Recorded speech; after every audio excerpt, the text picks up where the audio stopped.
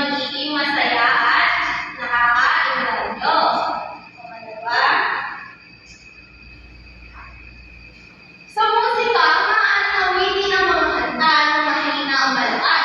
Ang lakas at hina ng tunog ay tinatawag na dynamics. Ito ang nagbibigay ganda, kasiyahan at kahulugan sa musika. Gaya ng sabi kanina ni teacher na ang dynamics ang nagbibigay ng ganda, kasiyahan at kahulugan sa musika. Naintindihan ko ba ang ibig sabihin ng dynamics? O anong naibibigay nito sa ating awitin? May dali ba kayo tungkol saan ito? Ano na ito?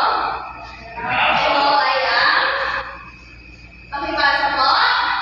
Ang key or piano ay ang pinakamahinang antas ng tunog para isang bulong. Pag bumubulong ba kayo sa inyong mga katabi, naririnig ba ng inyong katabi pa?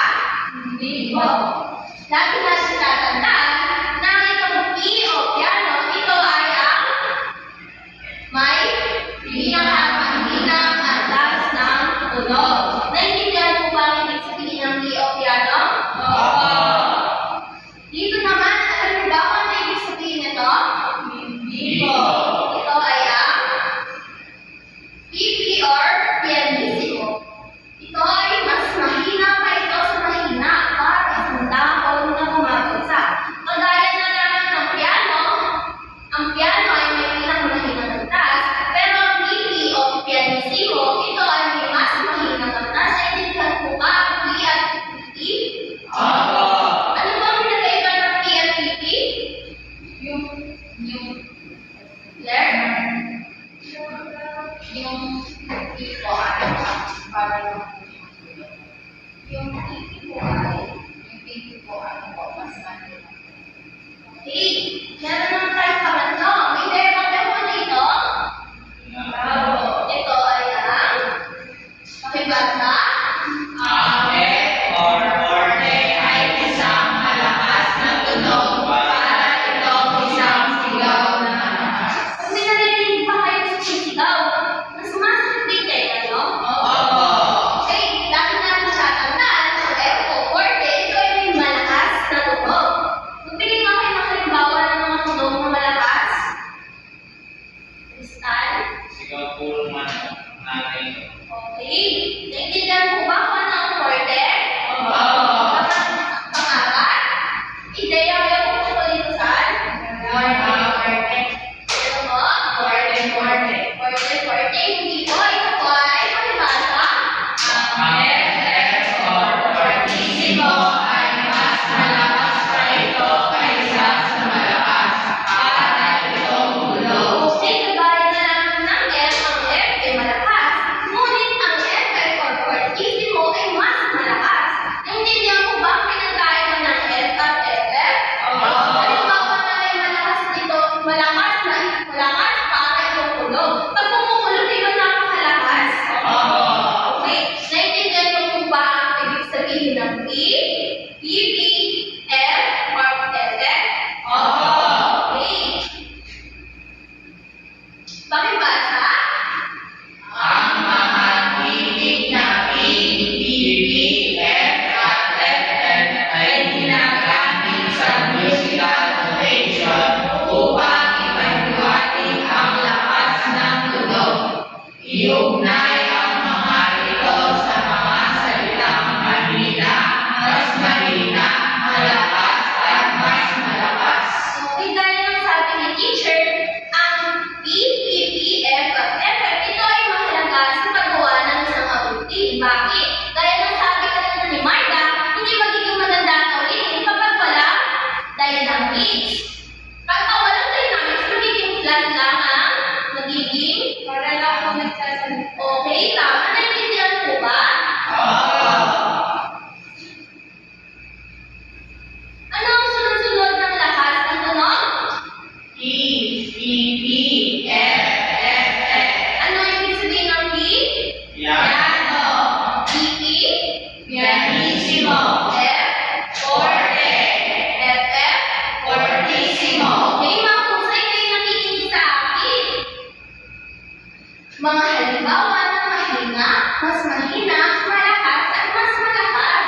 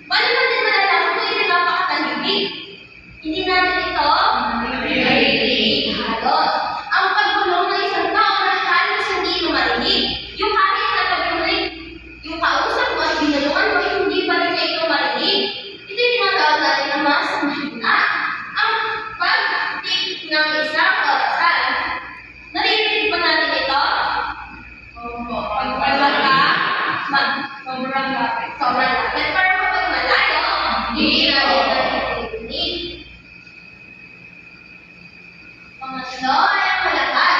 Ang pagsigaw ng isang tao gaya ng sabi ng Kristal kanina na mayroong sumisigaw sa kanila. Ang pagtunog ng isang kampana sinisigaw ng sisimba. Okay, alam niyo ba kung nasaan ang kampana ng simbahan? Nasa taas. Naririnig niyo ito na ito'y malakas. Ang pagbubong ng isang sasakyan. Malakas ito o mahina? Malakas. Ngunit kung tayo ay malayo sa isang sasakyan, mahina naman ang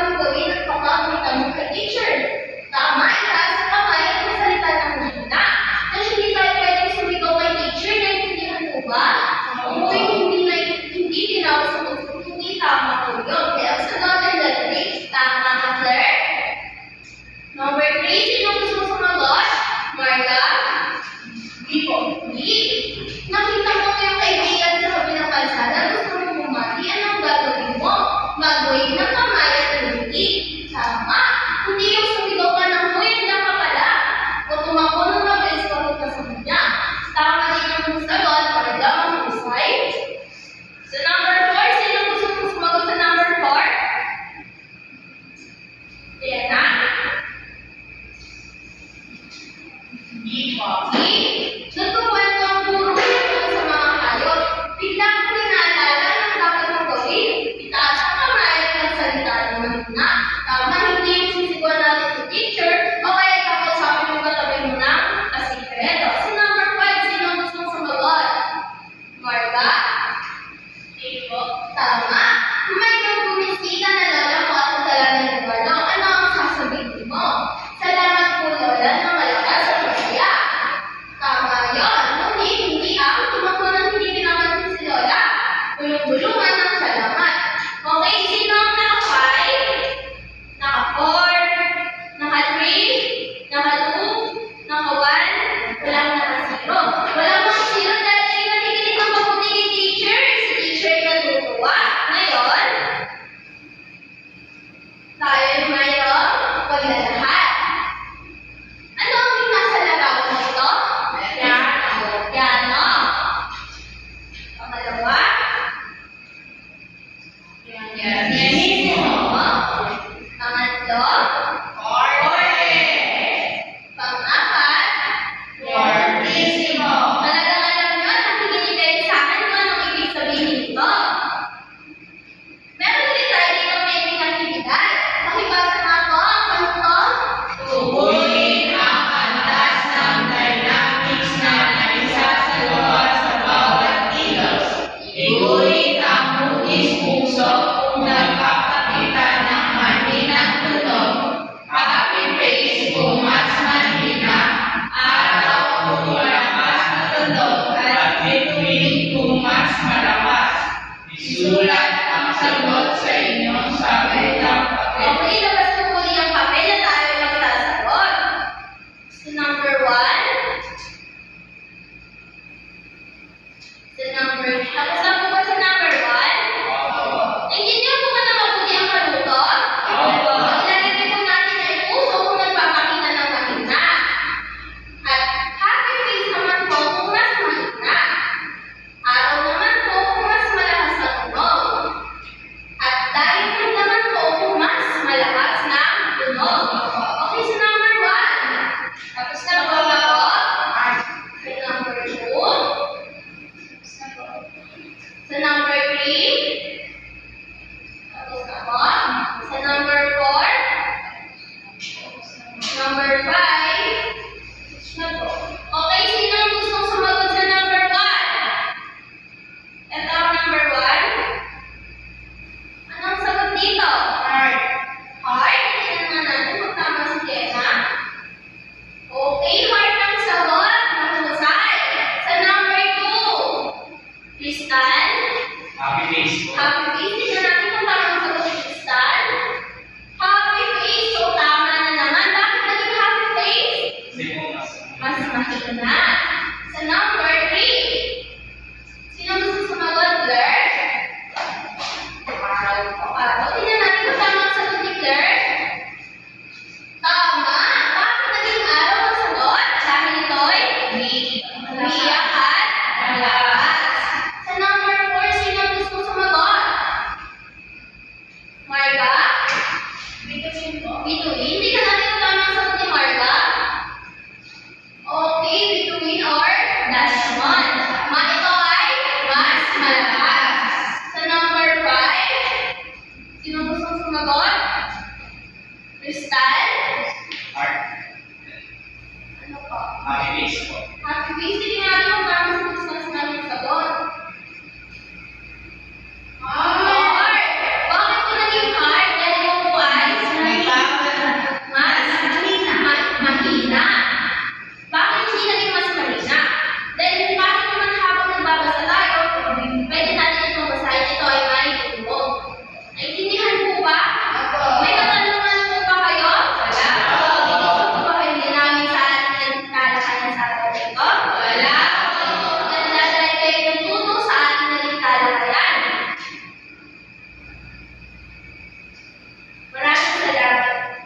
Pwede mo tayo ay magsitayo at manalangin. Claire, bakit mo ba muna ang ating